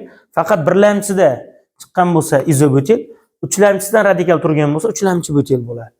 Mana bu normal butil, bu ham normal butil. Faqat normali birlamchi ugleroddan chiziq chiqqan bo'lsa normal butil, ikkilamchidan chiqqan bo'lsa izobutil, ikkilamchi butil deyiladi. Ikkilamchi ugleroddan radikal chiqqan bo'lsa ikkilamchi butil deyiladi. Demak, mana shunday. Endi buni qo'llashdan avval biz izomer chizishni o'rganishimiz kerak. Izomer chizmasdan bu radikallarni agar noldan boshlagan bo'lsangiz, bu radikallarni tushunishga qiynalasiz. Shuning uchun birinchi izomer chizishni bilib, keyin buni o'rganganimiz yaxshiroq deb hisoblaymiz. Xo'p, monitordagi mana shu rasmlarda o'chirishimizga to'g'ri kelyapti. Mana edi, mana. Ana endi izomer chizish. Xo'p, izomeriya nima? Oddiyroq qilib aytganimda, dehqonchasiga dedik-ku, shunaqa aytganimda, formulasi bir xil, chizilishi har xil, ya'ni tuzilishi har xil bo'lgan moddalar izomerlar deyiladi. Ya'ni molekulyar formulasi bir xil, ammo tuzilishi har xil bo'lgan moddalar izomerlar deyiladi. Molekulyarni tarkib qiluvchi atomlar soni bir xil va xili ham bir xil, ammo uning tuzilishi har xil. Bu izomer hisoblanadi. Bu tuzilish izomer. Izomerlar turlari ko'p. Ular bilan keyin tanishamiz. Hozircha biz faqat tuzilish, ya'ni zanjir izomeriyasi bilan tanishib o'tamiz. Birdaniga hammasini tushuntirsam, o'zlashtirishimiz qiyin bo'lishi mumkin. Shuning uchun biz hozir birinchi zanjir izomeriya bilan tanishib o'tamiz. Tuzilish yoki zanjir izomeriya. Masalan, butandan boshlanadi izomeriya. Masalan, butan uglerod soni 4 ta bo'ladi. Formulasi C4H10 bo'ladi. 4 kara 2 8, 8 2 ni qo'shsak 10. Bu butan 4 ta uglerodi bor. Buni tarmoqlaymiz. 1 2 3 mana izobutan. Ko'pchilik adashtiradi. Birdaniga mavzu izomer chizib qo'ydi. Mana butan bo'lsa, buni izomerini chiz desak, nechta izomer tarmog'i o'zgarishi kerak. Bunday qilib qo'yadi. Mana bu izomer bo'lolmaydi. Bu xuddi uzun turgan zanjirni xuddi uchini bunday qayirib bukib qo'yganga o'xshab qoldi. Ya'ni uzun zanjir o'zgarib ketmadi. Bu butan bo'lsa, bu ham butan bo'ladi. Uzun zanjirimiz mana o'zi bo'lib qolyapti. Bunaqa bo'lmasligi kerak. Xo'p, ya'ni mana bu e'tibor beramiz. Mana bu uzun zanjirimizda hamma uglerodda bitta uzmasdan turib o'tkazsam, bu uzun zanjir o'zgarmagan bo'ladi. Men uzmay o'tkazdim hamma joyda. Endi agar hamma uglerodga tegib o'tkazdim hozir. Mana bunday qilsak, o'sha kesib, ikkinchi uglerodga qo'ysak, bu izomer endi. Nega? Endi men buni iptimni o'tkazgan paytim mana bu uglerodga tegmay o'tyapti baribir. Demak, bu izomer, yangi modda. Yoki nomlaganimizda ham farq qiladi uzun zanjir topganimizda. 1 2 3. Demak, buni nomlasak butan, normal butan. Buni nomlasak 2 metil propan. Mana 1 2 3. 2 metil propan izomer hisoblanadi. Ikkovining formulasi bir xil. Ya'ni normal butan bilan mana izobutan. Mana bunisi izobutan yoki 2 metil propan. Izo degan tarmoqlangan, izobutan desak ham to'g'ri bo'ladi. Xo'p, endi formulasi C4H10 dedik. Tekshirib ko'ramiz mana. Vodorodlarni yozib chiqishimiz kerak uning uchun. CH3, CH2, CH2, CH3. CH3, CH, CH3, CH3 mana.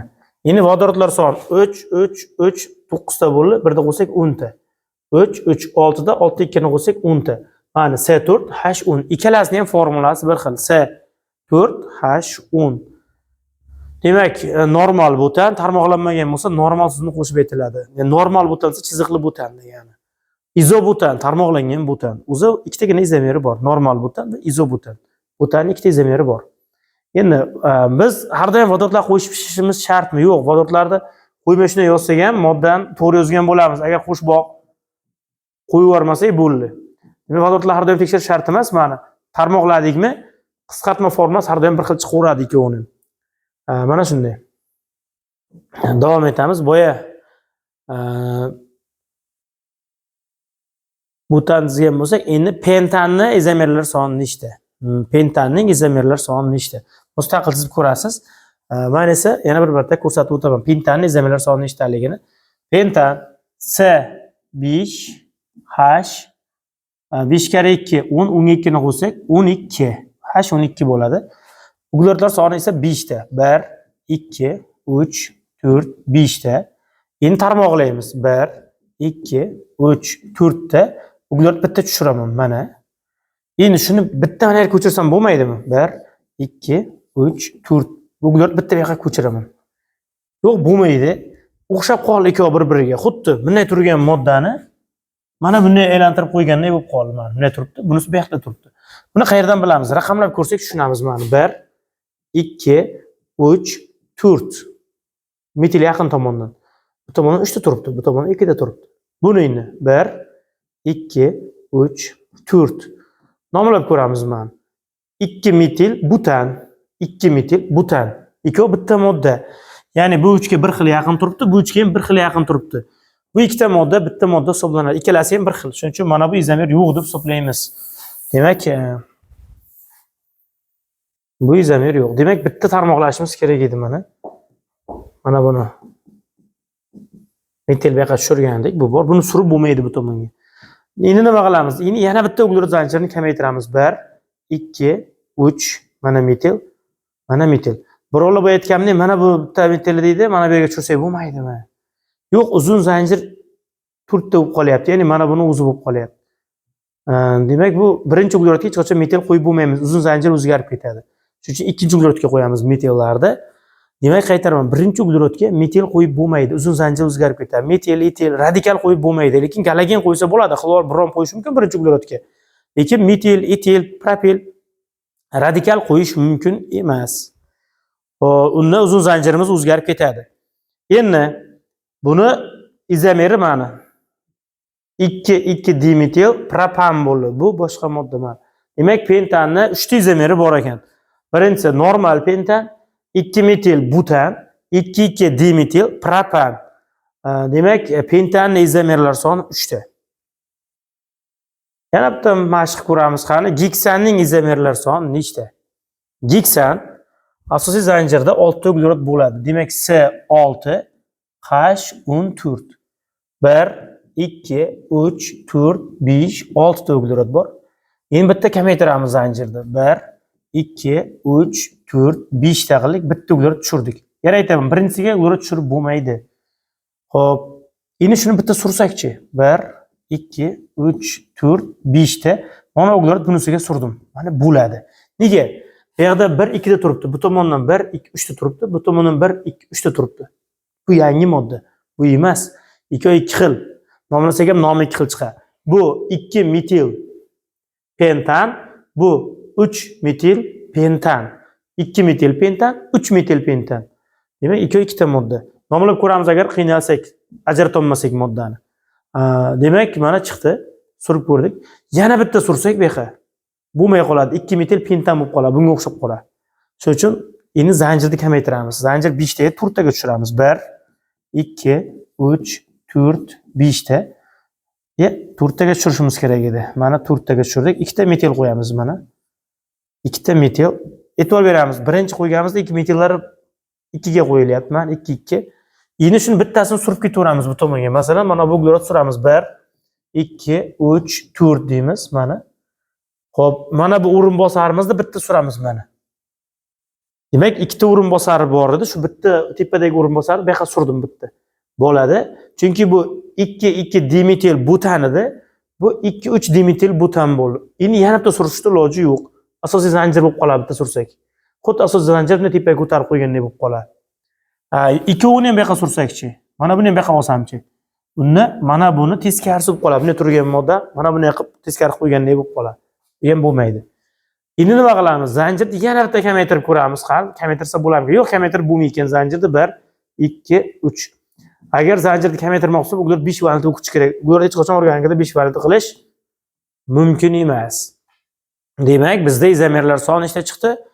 5 ta chiqdi. 1 2 3 4 5. Bular normal geksan, 2 metil pentan, 3 metil pentan, 2 dimetil butan, 2 3 dimetil butan. 2,3 dimetil butan. Demak, davom etamiz yana. Endi geptanning izomerlar soni nechta? Xo'sh, geksanning izomerlar soni nechta? Uning uchun biz geksanni hozir geksanni yozdik. Geptanni demoqchi edim. S7 H16 bo'ladi. Chunki 7 kara 2 14, 14 ga 2 ni qo'shsak 16. Endi geptanlar soni 1 2 3 4 5 6 7. Normal geptan endi bitta tushiramiz o'rinbosar. 1 2 3 4 5 6. Ular bitta tushiramiz mana. 1 2 3 4 5 6. Shuni bitta suramiz mana bu yerga. Mana. Endi yana bitta 1 2 3 4 5 6. Bu o'rinbosarni yana bitta sursak, o'zi hozir bu 2 metil geksan bo'ldi. Bu 3 metil geksan bo'ldi. Agar buni bitta beqot bu tomonga surib yuborsam, bu tomondan o'chib qoladi. 3 metil geksan bo'lib qoladi. Shuning uchun bu yerda tugadi. Endi asl zanjirda bitta kamaytirishimga to'g'ri keladi. Ya'ni 5 talikka o'taman. Buni ham birinchi 2 dan boshlayman mana. Demak, 2 dimetil demak pentan. Endi mana o'rinbosar yana bitta suramiz. 1 2 3 4 5 ta. Mana uglerod, mana uglerod. Demak, 2 3 dimetil pentan. Keyingisi 1 2 3 4 5 ta. Endi uglerod mana bu yerda turibdi. Bunisi uglerod, mana bundan yana bitta suraman bu tomonga mana. 2 4 dimetil pentan bo'ldi. 2 4 dimetil pentan. Uglerodni yana bitta surdim bu tomonga hozir. Mana bu yerda edi, bitta surdim. Endi yana davom etamiz. 1 2 3 4 5 ta. Xo'sh. Endi buni uglerodni ham suramiz. Ikkalasini ham mana bu yerga qo'yamiz mana. 3 dimetil pentan bo'ldi. 3 dimetil pentan. Xo'p. Buni surib bo'lmadi edi. Buni hozir ham sursam mana bunga o'xshab qoladi. Chunki bitta surak tasavvur qiling. 2 3 dimetil pentan bo'lib qoladi. Mana 2 3 dimetil pentan. Shuning uchun surib bo'lmaydi. Endi katta o'rinbosar etilga o'tsak bo'ladi. 1 2 3 4 5 ta bo'ladi. Mana buni etil qildik. Ikkita o'rinbosarni etilni mana bunaqa etil o'rinbosariga o'tamiz. 3 etil pentan bo'ldi. Endi savol berish mumkin. Etilni 2 ga qo'ysak bo'lmasmidi? Yo'q, uzun zanjir o'zgarib ketadi. Agar mana bu etilni biz mana bu yerga yozsakchi. Bunda uzun zanjir o'zgarib ketadi. 1 2 3 4 5 emas, 1 2 3 4 5 6 bo'ladi. Xo'p, 6 ta bo'lsa nima bo'libdi? Nomlanishi mana bu modda bilan o'xshab qoladi. Mana 1 2 3 metil geksan bo'ldi. Mana 3 metil geksan. Shuning uchun etilni hech qachon 2 ga yozmaylik. 3 ga yozish kerak etilni kamida. Mana 1 2 mana etil yozdik. Uchinchisiga endi nomlasak, uzun zanjir o'zgarmadi. 1 2 3 4 5 1 2 3 4 5. 3 etil pentan. Xo'p, endi boshqa qolmadi. Endi zanjirni kamaytiramiz yana. Bizda hozir zanjirimiz 5 ta edi. Endi 4 talikka o'tamiz. 1 2 3 4. Endi 3 ta o'rinbosar yozamiz. 1 2 mana 3 talik o'rinbosar.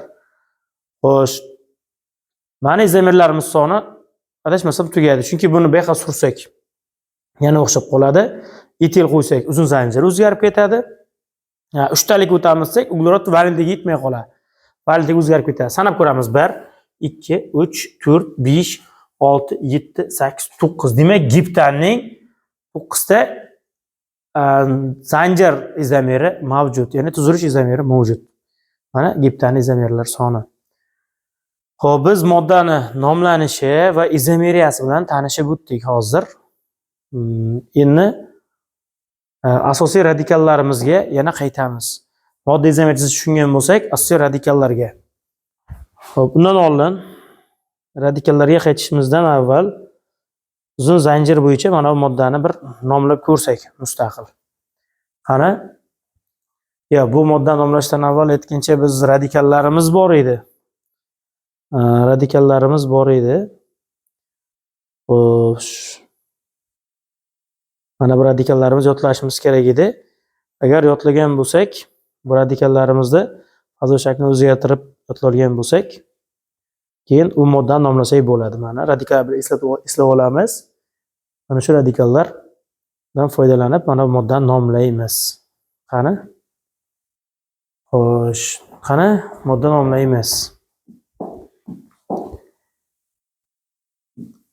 Biz hozir faqat sistematik nomenklatura bilan tanishyapmiz. Ratsional nomenklatura sal murakkabroq bo'lganligi uchun buni keyin o'rgataman. Birinchi sistematika yaxshi tushunib olishimiz kerak, chunki sistematika nomlashda eng ko'p ishlatiladigan ratsional tarixiy nomlar kam ishlatiladi. Xo'sh, endi moddani nomlashimiz kerak edi. Buning uchun biz avval eng uzun zanjirda topib olishimiz kerak. Agar siz pauza qilib nomlab bo'lgan bo'lsangiz, javobingiz tayyor bo'lgan bo'lsa, mana endi men javob chiqaraman. Mana javobimiz q javob turibdi, b javobda turgan ekan. Mana uzun zanjir yashirinib turibdi bizga. Qayerib berilgan? Mana uzun zanjirimiz. Endi raqamlab chiqish. Bu tomondan 1, 2, 3 ta turibdi. 1, 2, 3, 4-da radikal turibdi. Bu tomondan raqamlab chiqaramiz. Mana 1, 2, 3, 4, 5, 6, 7, 8, 9, 10. Mana raqamladik. Ana endi o'rinbosarlarni ajratib olishimiz uchun belgilab chiqaman. Tushunishimiz yaxshi bo'lishi. Birinchi metillarni topib chiqaylik. Sariq rang bilan. Mana metil, mana metil. Mana metil. Metillarimizni topdik. Ana endi etil radikallari bor bu yerda. Mana etil radikali. Bitta etil. Endi bizda bor propil radikali. Mana propil radikalimiz. Xo'p, bizda bor bu propil emas, izopropil radikali. Izopropil radikali. Bizda bor yana uchlamchi butil radikali. Mana uchlamchi butil radikali. Uchlamchi butil radikali. Endi moddani nomlang deydi. Qani nomlasak, moddani qanday nomlanadi? 7 uchlamchi butil. Mana 7 da uchlamchi butil. Birinchi kelgancha uchlamchi butil. Butil radikaliga qaraymiz, uchlamchiga qaramaymiz. Butil. 6 etil. 6 etil. Endi 3, 5, 6. 3, 5, 6 trimetil.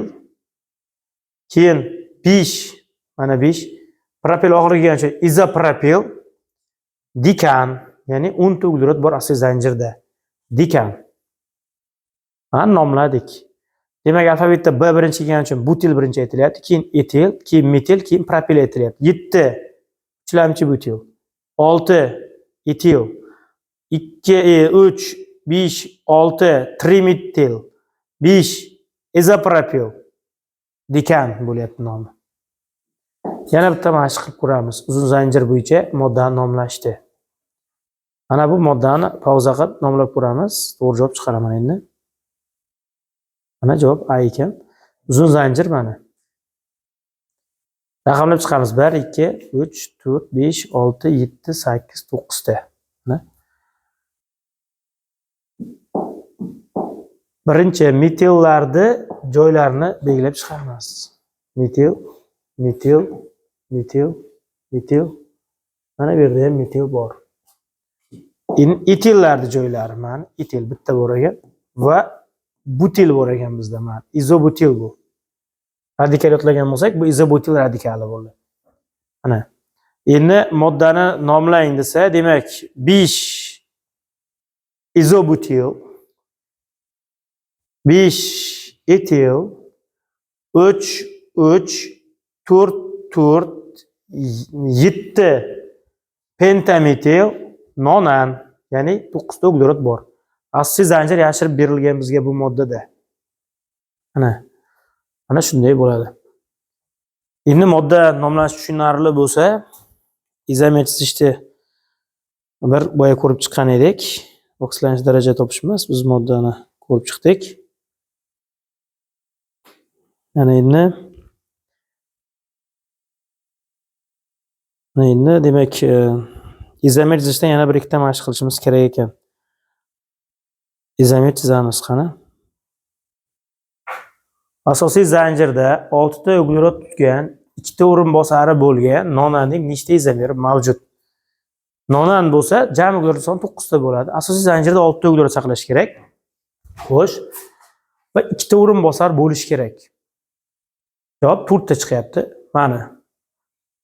Men dekanni izomerini chiqqanman, deshmasa, nonanni o'shanchadan kesib olganman birdaniga. 1 2 3 4 5 6 ta uglerod bor. Asosiy zanjirda o'rinbosar 2 ta, mana metil, etil. Mana metil, etil. O'rinbosarlari. Diqqat mana. Demak, asosiy zanjirda deyapti, 6 ta bo'lsin uglerod deyapti. Mana 6 ta. 1 2 3 4 5 6. 2 ta o'rinbosari bo'lsin, mana 2 ta o'rinbosar metil, etil. Nonan bo'lsin degan 9 ta bo'lishi kerak bo'ladi. Mana asosiy zanjirda 6 ta, o'rinbosarlarda 3 ta, bitta, 2 ta, 3 ta bo'ladi. Bu nonan bo'ldi. Demak, bitta izomer bo'lsa bu, endi yana bitta chizamiz mana. Mana bu metilli joyini bitta bu yoqqa surdim, mana. Endi shuni joyini yana bitta bu tomonga surdim va yana bitta surdim mana. Boshqa chiqmaydi izomeri. Tushunarli qilib yozish uchun mana. Mana bu metillarni sariq rangdan qilaman. Yaxshi tushunirish uchun qanday o'zgarish qilganimni. Etillarni yashil rangda chizaman mana. Etil, etil, etil. Hammasida o'rinbosar 2 ta. E'tibor bersak, asosiy o'rinbosarni o'zgartirmadim. Uzun zanjirda mana metil o'zgartirdim. 1 dan 2 deydi, 3 ga oldim, 4 ga oldim va 5 ga oldim mana. 4 ta izomeri mavjud ekan. Keyingi savol. Asosiy zanjirda 7 ta uglerod atom tutgan, 2 ta o'rinbosari bo'lgan dekanlar soni nechta deyapti. Dekanlar soni 8 ta. Xo'sh, asosiy zanjirda 7 ta uglerod saqlasin. Mana dekan bo'lsa, jami 10 ta uglerod bo'lishi kerak. Metil, etil. Mana metilni surib ketaman. 1 deydi, 2 ga oldim. 2 dan 3 ga oldim. 3 dan 4 ga oldim. 4 dan 5 ga oldim. Endi etilni ham bitta sursa bo'ladi buni. Uzun zanjir o'zgarib ketmaydi. Mana etilni bitta surdim mana bu yerga. Metilni yana bitta joyini suraman mana. Yana bitta joyini suraman mana. Boshqa chiqmaydi. 8 ta izomer chiqdi. Demak, asosiy zanjirda 7 ta uglerod saqlagan. Demak, 2 ta o'rinbosari bo'lgan dekanning nechta izomeri mavjud? Mana shuncha izomeri mavjud. Ana endi xlorli izomerlar chizish. C4 H9 xlorning nechta izomeri mavjud? C4 H9 xlorning nechta izomeri mavjud? Buni izomerini chizishdan avval biz javob to'rtta chiqadi. Butan izomerini chizamiz.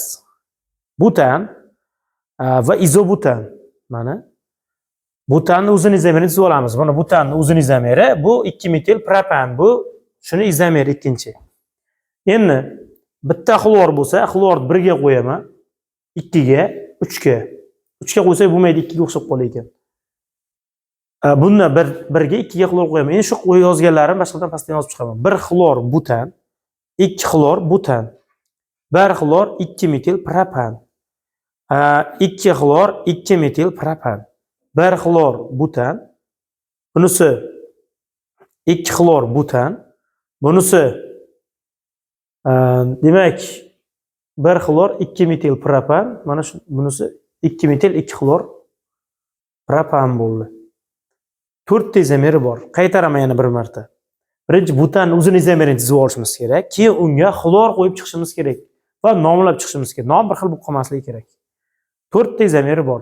Buni ko'p mashq qilish kerak, tez ishlash kerak, qayta-qayta mashq qilish kerak va asosda rivojlanadi. Birdaniga odam zo'r bo'lib ketmaydi. Bir darsda o'zida, bir kursda o'zida zo'r bo'lmaydi hech qachon. Buni qayta-qayta mashq qilishimiz kerak. Hadeb izomer chizib o'rishimiz kerak. Ko'nikma paydo bo'lib boshlaydi. Boshida qiyin tuyuladi. Ikkinchi marta, uchinchi marta uringanimizda asta-asta osonlashaveradi bu. Qayta-qayta ko'rib, videoni qayta-qayta mashq qilib o'rish kerak. Takrorlab turishimiz kerak. Har takrorlaganimizda yaxshiroq tushunamiz buni. Avvalgisiga nisbatan yaxshiroq tushunib boraveramiz. Ya'ni C5H11 xlorning nechta izomeri mavjud? Buning uchun pentanning izomerini chizamiz. 8 chiqar ekan. Pentanning uzun izomeri, normal pentan 2 metil butan. Endi buni surib bo'lmaydi. Shuning uchun keyingisi 2 dimetil propan. Ya'ni neopentan. Normal pentan, izopentan, neopentan. Tarixiy nomlarida aytsak, endi mana bunisi izopentan, bunisi neopentan tarixiy nomi. Demak, normal pentan 2 metil butan, 2 dimetil propan. 3 ta izomeri bor pentanning. Monoxlorli izomeri. Bunga bitta xlor qo'yamiz. Xlorni joyini bitta sursak bo'ladi. Xlor joyini yana bitta sursak bo'ladi. Lekin bunisiga sursam, bunga o'xshab qoladi. So'ramaymiz endi boshqa. Endi bunikini xlorni 1 ga, xlorni 2 ga, xlorni 3 ga, xlor 4 ga qo'yib olaman, lekin mana bu yerga xlor qo'yib bo'lmaydi. Bunisi xlor 1 ga qo'yaman mana. Demak, mana moddamiz tayyor. Jami nechta bo'ldi? 8 ta izomer chiqdi. Endi butanning dixlorli izomerlar soni nechta? Xo'sh, butanning dixlorli izomerlar soni nechta? Mana butan, bunisi izobutan. Xo'sh, endi ikkita xlor 1-1, 1-2. Yana aytganimdek, bu butanning o'zini izomerlarini chizib olamiz. Dixlorli bo'lsa ikkita xlor qo'yib ketaveramiz. 1-1, 1-2, 1-3, 1-4. Endi 2-2, 2-3. Mana. Endi unisiga o'tamiz. 1-1, 1-2, 1-3. Agar men aytgan tartib bilan chizsak, izomer chizishda adashmaymiz. Mana. Izomerlar soni 8 ta chiqdi. Bizda 9 ta chiqibdi. Sanab ko'rsak 9 ta mana. Dixlorli izomerlar soni. 2 metil butanning dixlorli izomerlar soni nechta? Javob 10 ta chiqar ekan. Mana 2 metil butan.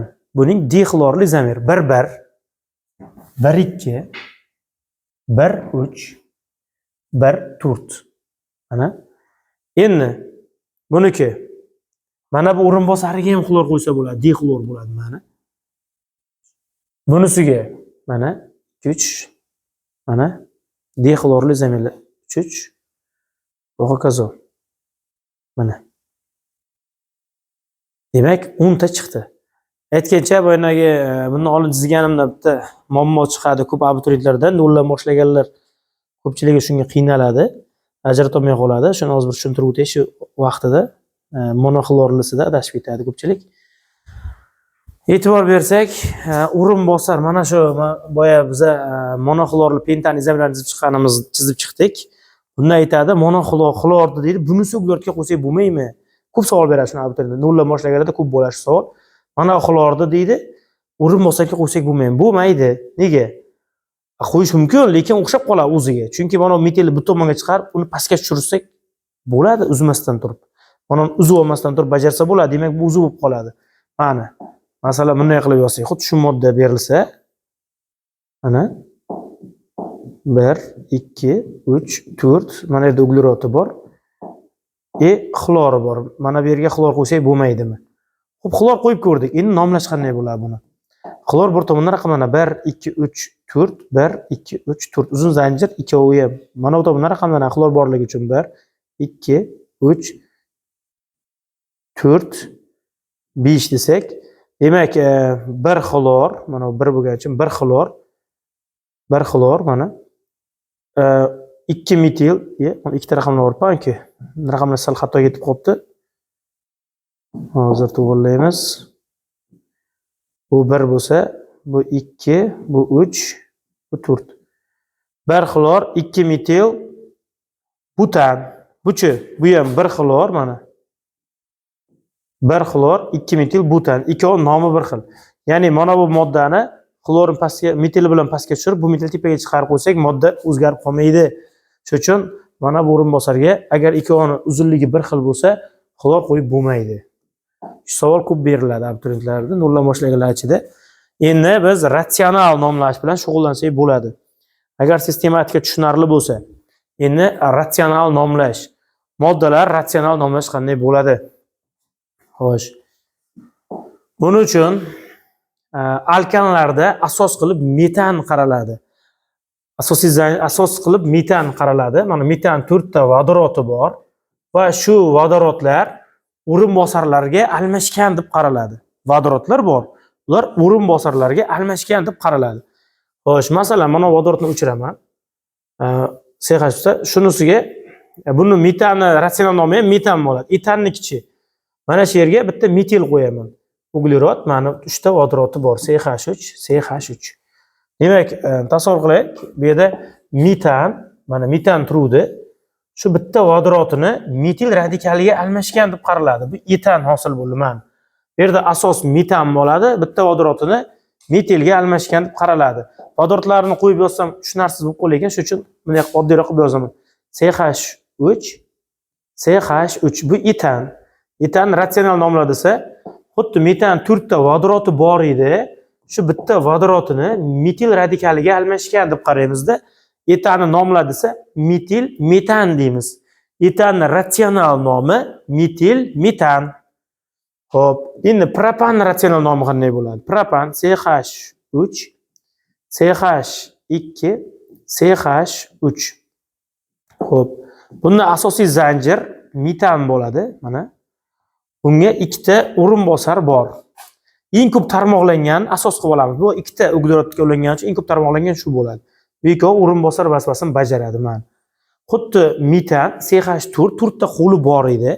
Ikkita qo'ldagi vodorod tashlab olib, ikkita metil ushlab oldi deb qaraladi. Bunga ko'ra, mana uglerod 4 ta qo'li bor edi, ikkita vodorod tashlab oldi, ikkita metil oldi qo'liga.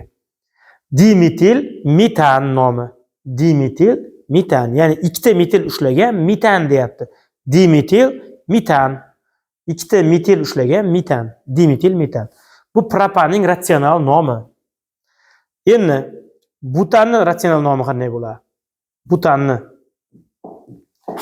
CH3 CH2 CH2 CH3.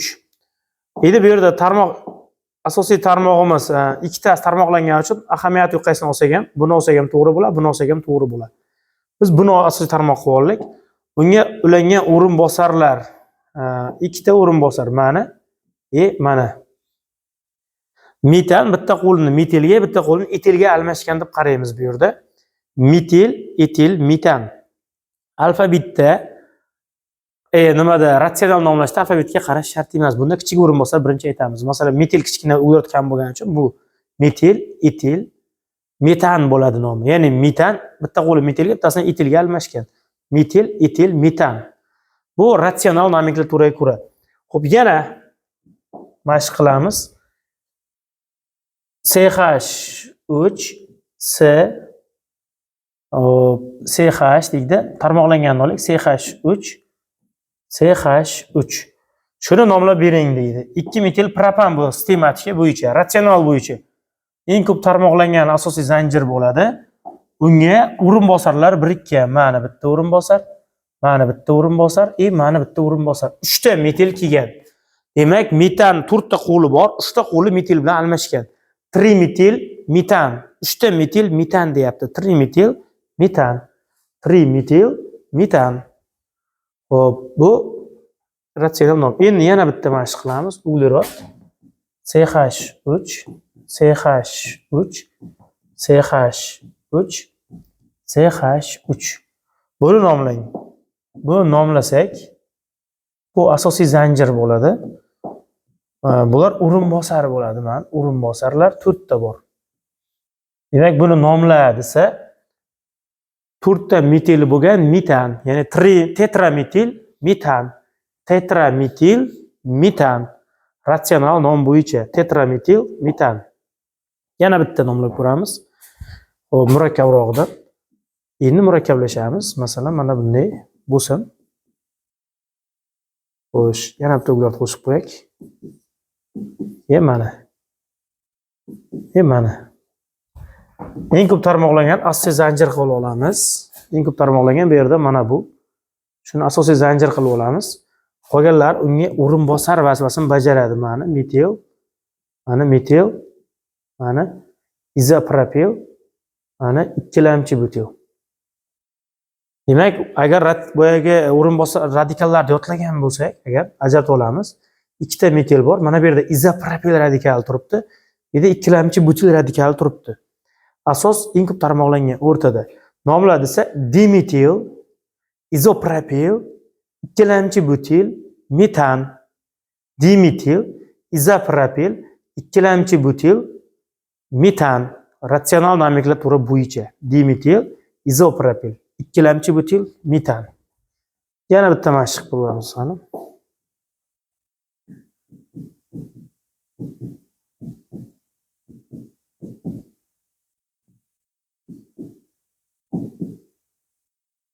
Masalan, mana shu. Shuni nomlang desa, qanday nomlaymiz? Mana buni asosiy zanjir qilib olamiz. Masalan, o'rtaroqdagi nomlashga osonroq bo'lyapti. Xo'sh. Keyin mana bu nerda metili bor. Mana bu yerda izopropili bor. Xo'p, nomlang desa, qanday nomlaymiz? Metil, izopropil, izobutil, metan, metil, izopropil, izobutil, metan, metil, izopropil, izobutil, metan. Ratsional bo'yicha.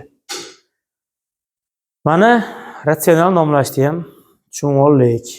Va radikallar kelganda mana shunaqa nomlashimiz kerak. Eng ko'p tarmoqlangan zanjir asosiy ugler zanjiri hisoblanadi. Metan vodorodlarga almashgan hisoblanadi. Bu har bir alkan, alkin, undan keyingi mavzularda asos o'zgaradi. Alkanlarda metan asosi bo'ladi. Undan keyingi sinflarda yana ratsional nomni o'rganganimiz bu faqat alkanlar uchun bo'ldi hozir. Undan keyingi mavzularda yana o'zgaradi. Bizlar demak nomlanishimiz mana shulardan iborat edi. Demak nomlanish izomeriya bilan tanishib o'tdik bugun. Nomlanishi demak 3 ga bo'linadi ekan, eslab olamiz. Tarixiy nom bir laqab hisoblanadi, ya'ni ko'pincha topilganda qo'yilgan nom, tasodifiy bo'ladi nom. Shuning uchun tasodifiy nomenklatura ham deyiladi. Unda qonuniyat yo'q, shunchaki nom berilgan unga. Xo'p, masalan, o'sha COVID-19 dedi-ku, pandemiya payti. COVID-19 ham bu o'sha ratsional tarixiy nom desak bo'ladi. Ya'ni 2019-yilda bo'lganligi uchun va o'sha COVID virusi bo'lgani uchun COVID-19 deb nomlanadi. Bu tarixiy nom. Ya'ni qonuniyat yo'q. Bu sistematik bilan ratsionalda esa qonuniyat bor. Ya'ni bular nomi aytilganda moddani formulasi to'liq tasavvur qilinadi. Masalan, metan tarixiy nomi botqoqlik gazi. Botqoqlik gazi desa, uni kimdir metan ekanligini aytmasak, biror ma'lumot o'qimasa, uni metan ekanligini bilmaydi. Ya'ni tarixiy nom shunaqa nom, uni nomidan moddan formulasi xayol kelmaydi. Tarixiy nomni eshitib. Lekin ratsional va sistematik nomlar aytilganda moddan formulasi xayol keladi va yozsak bo'ladi. Buning uchun ma'lumotnoma o'qishimiz shart emas. Xo'p, ratsional nom lekin ancha noqulay bo'lganligi uchun va murakkab modlar nomlash ancha qiynalganligi uchun bu nomenklatura ko'p ishlatilmaydi. Asosan sistematika juda ko'p ishlatiladi. Demak, nomlash 3 ga bo'lindi. Tarixiy, ratsional va sistematika. Bizlar ko'pincha tanishganimiz bu sistematika edi. Keyin izomeriyani tuzishni ko'proq o'rgandik. Demak, biz organik kimyoni yaxshi o'rganmoqchi bo'lsak, mana shu bugun o'tilgan mavzuda hammasi mana shu nomlanishi, izomeriyasiga juda katta kuch berishimiz kerak, modda yozishga. Va testlarda buni qayta ishlab ko'rishimiz kerak. Bir marta ko'rish, bir marta ishlash birlik degani emas. Kamida 3-4 marta takrorlash kerak buni. O'shandan keyin keyingi mavzuga o'tiladi va tushunarli bo'ladi. Agar bu mavzu mukammal o'rgatilmasa, yana aytibman, keyingi mavzularda tushunish qiyinlashadi va o'zlashtirish tushib ketadi. Va borgan sari qiyinlashib, organik kimyodan qo'rqishimiz boshlanishi mumkin. Shuning uchun men tavsiyam buni mukammal o'rganib olib, keyingi mavzuga o'tgan tavsiya etiladi. E'tibor uchun rahmat.